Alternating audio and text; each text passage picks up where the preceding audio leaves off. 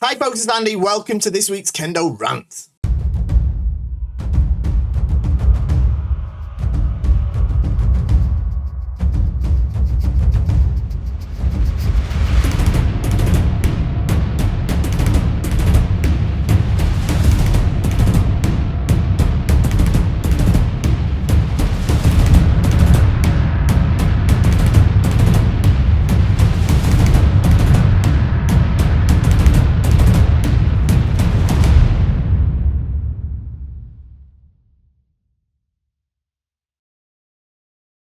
So here we are for another week of fantastic questions. We're going to jump to them in just a moment. But before we do, let's get those YouTube robots to work. Like, share, subscribe. You got to write a comment down below. Go down there, write something like, what an amazing, fantastic, brilliant Kendo video. Got to use the word Kendo. And the YouTube robots activate. They go out there. They find people that are about to start Kendo. And they get them to start Kendo. I'm pretty sure that's how it works. All right. We're aiming for 6 million people to start Kendo by this method. We've already more than half of that probably by now. So do it. Help grow the Kendo population. And write a comment, like, share, subscribe. Okay. Most importantly, though, if you like these videos, if you like what I do, if you like this channel, support us by shopping at KendoStar.com. It is a win-win situation. You get the best Kendo equipment. You get the best service by far. And we get to keep the channel going. KendoStar.com. Of course, it's my business. So, of course, I would say it's amazing. The best Kendo equipment store in the history of the human race. But it's true. You're going to shop with us anyway. Everyone agrees with us. All right? Everyone agrees with me when I say that. You're going to shop at KendoStar anyway. You don't want to buy twice. Go to the right place in the first place. Come to KendoStar.com. Okay. There's enough shouting down the microphone. Let's get to these questions, shall we? I don't think we've got that many today. It should be a nice, short, sharp episode. Just like that. Okay. All right, let's get going. Good afternoon, Fish Sensei. Right. I think this might have been posted a couple of weeks ago, but you posted it like directly on the blog, so I didn't see it straight away. Good afternoon, Fish Sensei. Thank you for your videos up until now. You're welcome. I learned a lot watching them, so please keep it up. Okay, keep shopping at KendoStar, I will. I was recently injured on my left wrist during a tournament. In quarterfinals, I made it to the finals somehow, which might have been stupid considering the injury being quite bad. I took a month break from touching my shinai. I've only been practicing footwork, but have the nationals coming up next week, and I want to participate. So some people told me to use Miki Jordan. What are your thoughts on this? I tried during the training and felt no pressure on my left hand. The strikes landed with no pressure on the right wrist either. What are your thoughts? I must consider in case it's a good idea. Thank you very much for advice in advance for your time and attention. Okay. So, Miki Jordan, what are we talking? Are we talking like, let me get this shinai that's like not actually put together because it's like split up. Whose is this one? It's not mine. It says lady on it, so it's one of the women in the house. Right. So I don't know if you mean Miki Jordan like you do in kata, like this way, or if you mean like with a reverse grip Miki Jordan. I don't suppose it matters all that much. It feels like it'd be more sense to do with the reverse grip, so your right hand's doing the work, a bit like how some people do Nito, right? I guess you could do that if you wanted to. Like if you definitely couldn't use your hand, then I guess it's better than not entering the shiai, right? I'd just be really careful messing around with stuff like that you don't sort of start developing some sort of weird like bad habits. All right, that's all I'd say on it. All right, but if it gets you in the tournament, you get to play. Why not? I guess. But just don't get too, just be careful not to like do anything too funky. All right, that might spoil your kendo in the long run. Hi, Fisher Sensei. I am okay. Where are we? Okay. Hi, Fisher Sensei. I am actually bothering everyone I know with this question. Okay, but I'd be grateful if you could chime in. Here it goes. For context, I'm 34 years old and I've been practicing Kendo for about 15 years. Okay, I'm currently third Dan, possibly going for my first try at Yondan early next year. What's currently bothering me is that I never feel I can show my best Kendo around less experienced people. I know third Dan is relatively low level. It's not like I expect to be winning loads of tournaments around, but I feel like when I face people that are around my level or a bit higher, I can get some sort of conversation during the match, and even if I lose, I feel like I did my best. When I face someone less experienced, however, it's like nothing I do works, and I ends up being a race for the fastest, stronger player, a game in which I have little chance of winning. How can I compete with those fast young guys who do not seem to respond to my semi? Thanks. So this is not that unusual. Obviously, like sort of younger, less experienced people, if they're sort of less experienced than you, then yeah, you're not going to have the same sort of interaction that you're going to have with someone on a similar level of experience or higher. Yeah, you're not going to have that sort of same that sort of conversation that you mentioned. But what you have to do is, I think, and it's difficult. It's difficult. I struggle with it a little bit as well. I'll be honest with you. When I work with some of like the lads on our national team, for example, I'm as it's they're a lot younger than me, like half my age to be honest. And it's easy for me to sort of slip into trying to play their game, yeah, which is a game, as you say, of who's the fastest, and I don't win that game, yeah, yeah. So it's hard sometimes for me to keep myself calm and keep myself in control of the way I'm sort of playing. You know what I'm saying? And I think that's what you have to do. You have to try to sort of restrain yourself from getting involved in joining in what they're good at and stick to what you're good at, which is if you have the good kamae and you have the good semi, then even if they attack you quickly, then you can at least defend the strikes and probably do the ojiwaza, and even better if you can do the debana.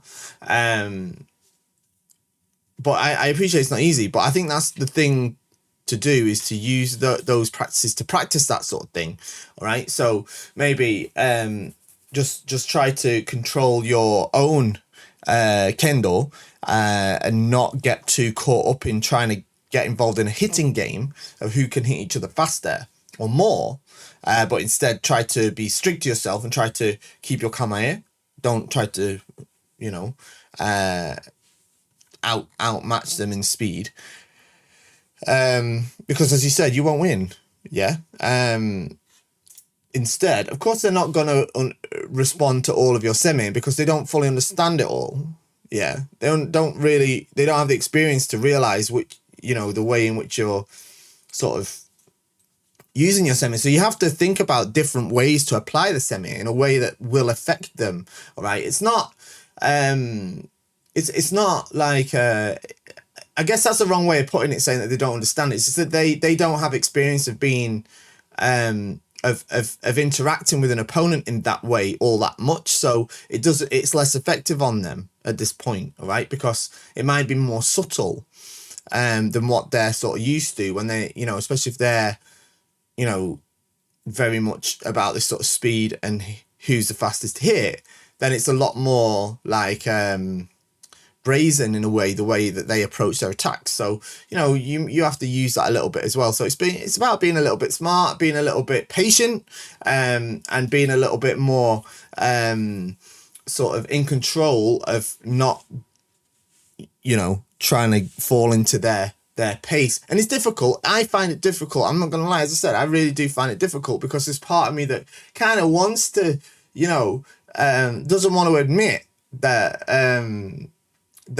that I can't necessarily win that game. Sometimes I want to try and challenge that game, and I know that it's a losing battle for me, but it is what it is. So yeah. So, right, next one. Right, let's have a look here. Right, it says, very strange experience, but last night while packing up after practice, I found a few flakes of what looked like tinfoil on my uniform. I inspected my gear and I don't see where this could have come from. Do you have any ideas? One more question. Do you have any general advice for improving stamina? I got so winded during practice and back in October, I missed an entire month due to COVID and I feel like it really set me back. I want to try my hardest, but after a while I can't breathe and I have to sit down and drink some water. There has to be something I can do to improve the stamina, right? Okay, so you've attached the picture as well showing this little sort of sparkly thing that you found. I'm pretty confident I know what that is. I don't know for sure, but it's probably, and the great thing is you've attached a picture of your Zekken as well. It's probably from the back of the letters on your Zekken. All right. Often one of the ways, and I don't know for sure because there's different ways to do it, but one of the popular ways of them making these Zekken is this leather material, this Clarino material. It's a synthetic white leather, and on the back it's got this foil backing, and that's because they use a laser cutter to cut out the letters. So they cut the letters out with a laser, and basically the way it works is they get the cloth for the Zekken, this indigo cloth, and then they put the white leather on top of that, and then they stitch it first. All right, they stitch it first. You see this stitch, they stitch it first, and then the laser goes round like a couple of millimeters outside of the stitching and cuts it, and that foil stops the laser cutting through to the fabric. It stops it at the leather. Okay, so it's probably just a bit of that that's peeled off. All right, it tends to happen at, like, you see this point here where the little sharp corners are that aren't fully stuck down. All right, so it's probably off that. Now, obviously, I can't say for sure. Don't know. It's not the only way that they make these, but it is a popular way that it is made. Okay. About improving the stamina. Basically, I think this sort of thing, it comes down to a few things. I don't know if it's necessarily entirely related to just your physical stamina. I think you'll find that a lot of it is down to you getting a little bit overly, how can I say, excited's the wrong word, but, you know, maybe putting a little bit too much pressure on yourself, or a little bit too nervous, or a little bit excited during your keiko, and that tires you out real fast. It's like in Shiai, right? You know, I can stand and do jigeko for, you know, half an hour, something like that. But if, you know, I at the same time, I can do a 3-minute shiai, a 5-minute shiai, and it can be really, really, really tiring because I've got a whole different set of pressures on me, different type of, you know, I feel under pressure, I feel nervous. You know, I'm feeling there's an intensity in the match itself. And I think that's more to do with it necessarily than the actual physical side of it. Okay, so what I'd probably recommend is, I think you're probably getting a little bit too pent up during your keiko, and you need to maybe just try to relax a little bit, try to calm down, and try to practice what it is that you're trying to improve, especially when it comes to jigeko. You know, you know, there's a tendency for us to kind of, oh, now I've got to fight, and you get all sort of pent up. So I've got a feeling it sort of comes from that, rather than a sort of physical thing. Now, of course, you know, of course, improving your physical stamina can help. Yeah. So that too, you know, running, stuff like that, anything like that will probably help. But my personal feeling is it's probably not necessarily that. Okay. Because I've seen people that are, like, not particularly in great shape stand there and do like an hour of mozodachi as in keiko, and then you know, they're all right. They're all right afterwards, you know. So it's part of that, I'm sure of it. Okay, I have a simple question. When we do Suburi, why do we only do back leg cutting and not front leg? I listen to your rant every week. You mentioned that a lot, that Suburi can fix a lot of things and it's very useful. I've only done Kendo for over a year. I'd like to know more about Suburi, thanks. So, right.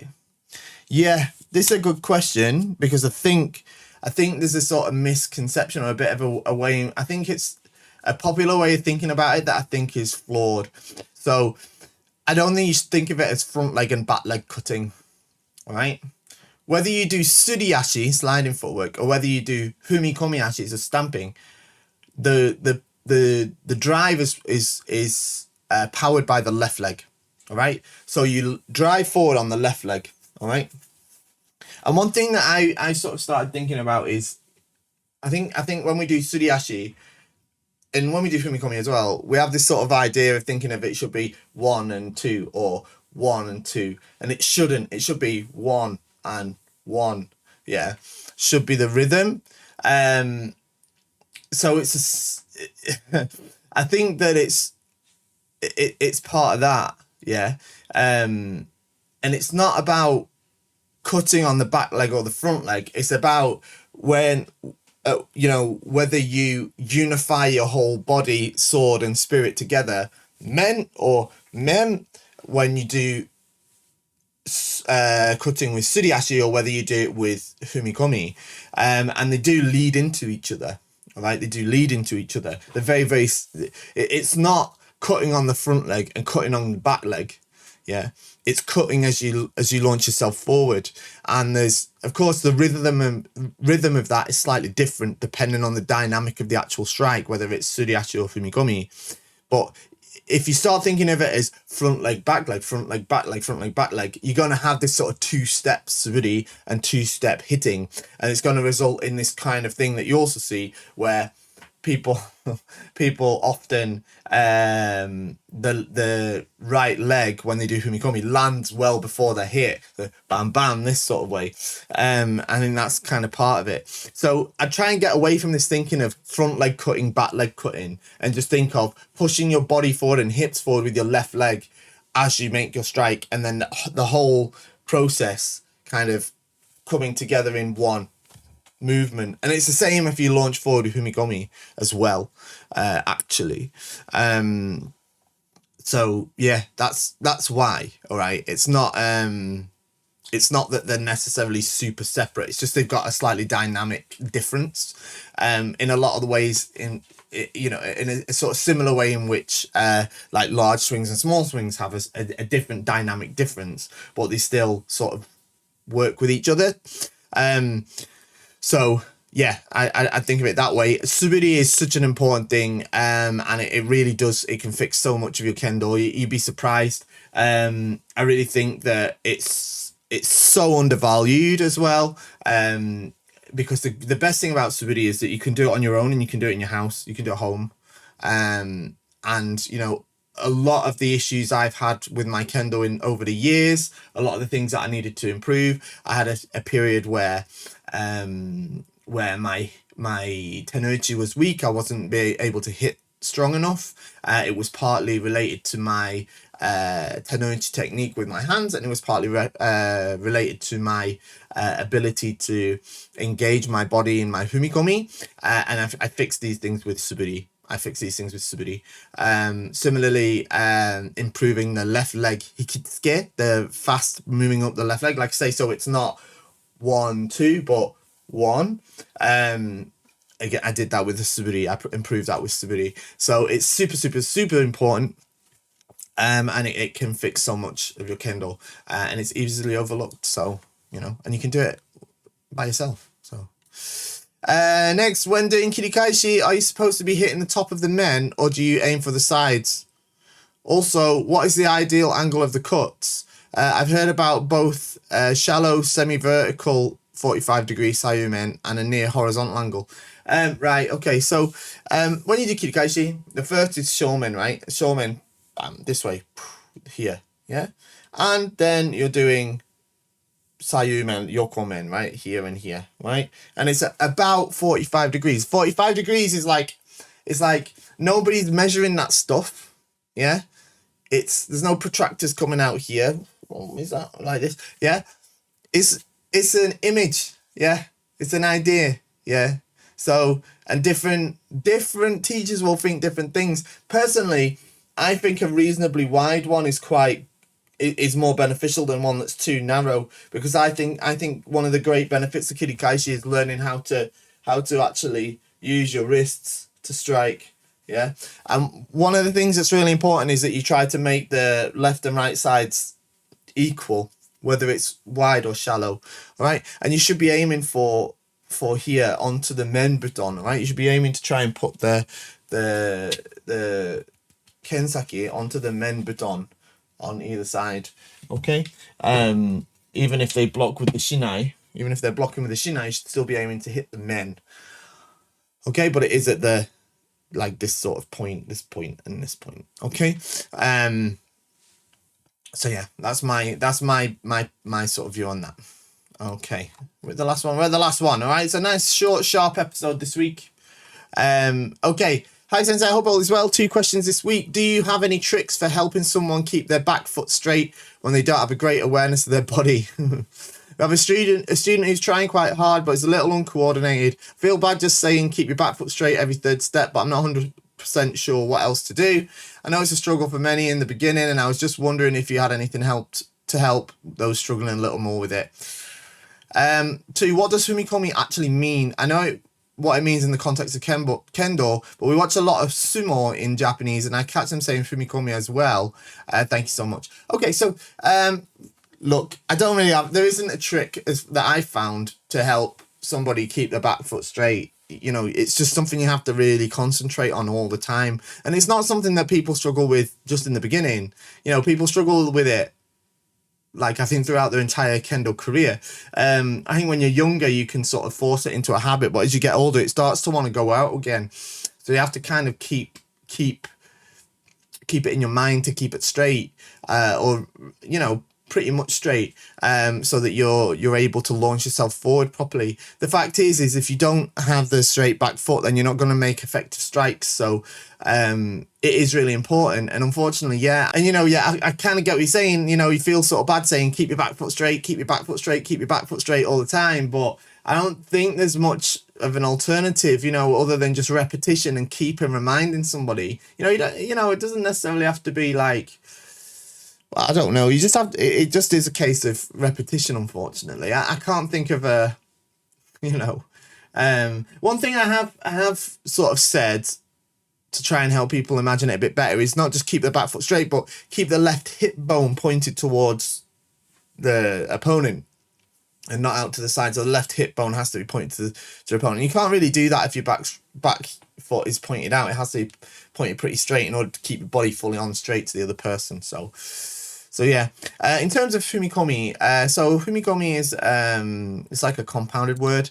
It's it's difficult to translate because it's like this sort of compounded word. So fumu, this one fumu is this one, and it's Homer, right, which I think is that one. Yeah, okay. So fumu means to sort of step on or to stamp on. Okay. And komu in this case is like into something. So it's like stepping or stamping forward. Yeah, it's literally just describing the physical action of what we do in Kendo, and I can imagine it happening in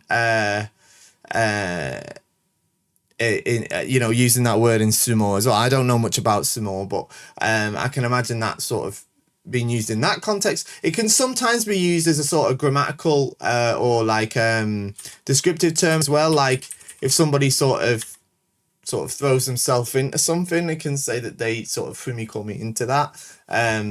But like not in a necessarily literal sense, in a metaphorical sense too. But in terms of the way we use it and how it could have been probably used in sumo, I guess, is, you know, it's that sort of bolt, that sort of step or leap forward from the feet. Okay, if that makes sense. It's literally a physical description of that sort of thing. It doesn't necessarily mean to be in the exact same shape as a kendo fumikomi, but it means to sort of leap forward or step forward in that way. So there we go. We're at the end. Nice, short, sharp, sweet episode today. Don't forget, like, share, subscribe. Let's get those YouTube robots out there. Put a comment down below. Shop at KendoStar. Have a great weekend. I hope it's full of kendo. And I'll see you next time. Bye-bye.